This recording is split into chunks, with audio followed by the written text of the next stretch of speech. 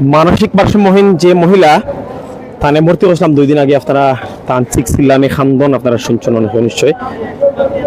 চিকিৎসা মোটামুটি সপ্তাহে একটা পর্যায়ে নিয়েছিলাম কি গতকালকে রাত্রে আমি অনেক রাত পর্যন্ত আসলাম এই রোগীগুলোকে, সব ব্যবস্থা করছিলাম। ঢাকার child and old age care Milton Samadder দাদা মাদিছিলাম যাতে রোগীটারে থানা আশ্রয় কেন্দ্র আমরা ফাটাই দিব।